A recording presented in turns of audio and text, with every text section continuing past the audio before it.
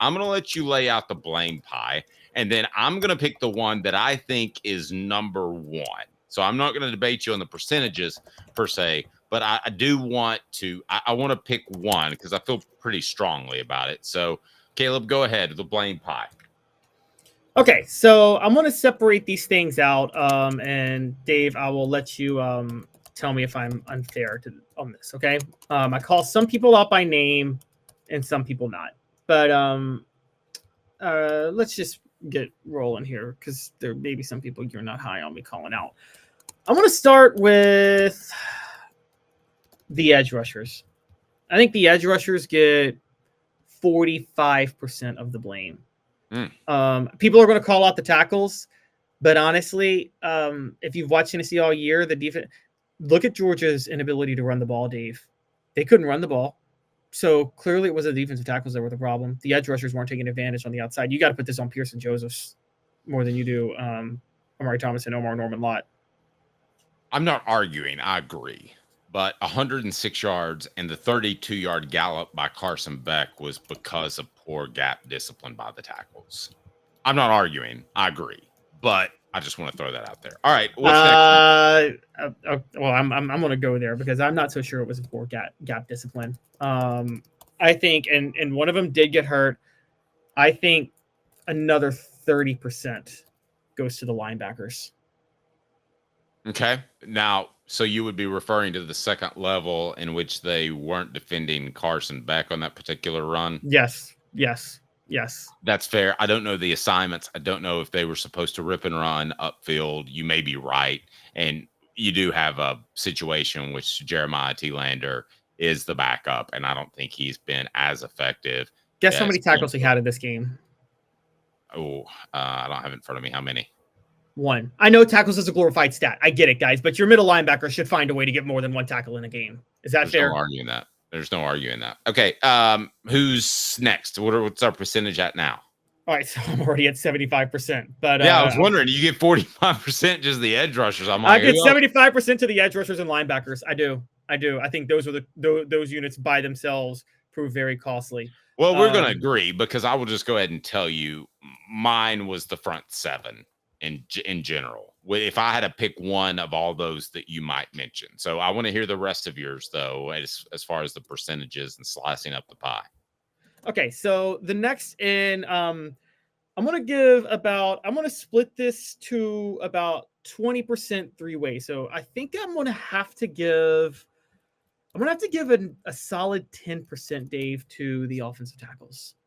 They weren't terrible. They've gotten better, but John Campbell did pick up a bad holding penalty. Lance Hurd had a bad false start, and there were quite a few times. Nico was sacked 3 times in this game. Some of that was coming around the interior, but it looked like, and you know this, Dave, with offensive linemen, it looked like Javonte Spraggins missed a couple of blocks, but I actually think that was more on Campbell not picking up the right guy, and Spraggins was kind of left out in the dust.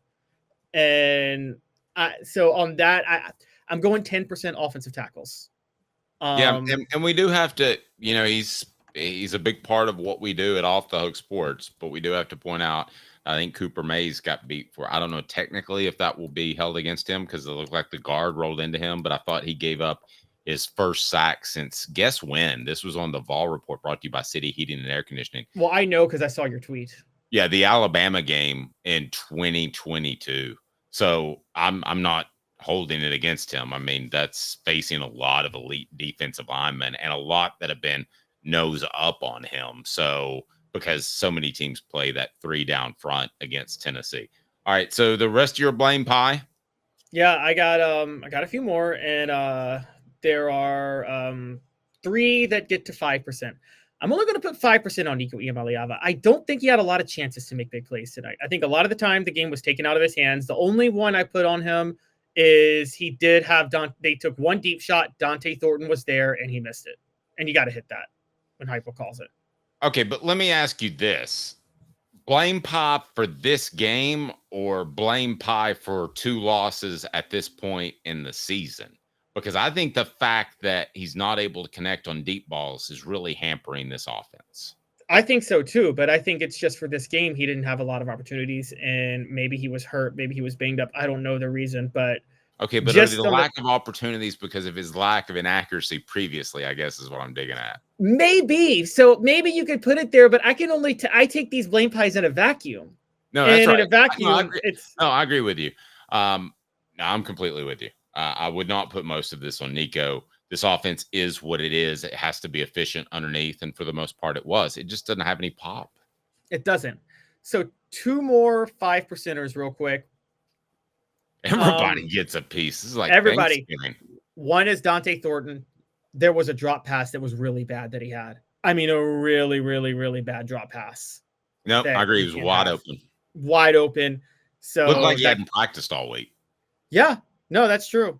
And then the other one, I got to say, Jamal McCoy, 5%. Jamal McCoy had his worst game as a cornerback to this point. There was another cornerback who played. As a matter of fact, the Tennessee secondary overall didn't play too poorly, but Jamal McCoy had an awful game. Yep. I thought Ricky Gibson on the other side probably played better than McCoy. He did.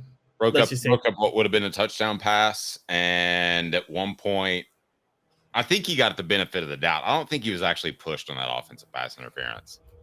I don't think the arm was touching him when it looked like it extended. Go back and watch that video. I think Tennessee did get an officiating break on that one. Okay, but then on the other side, there was a clear as day pass interference on Squirrel White. Oh, I'm with you.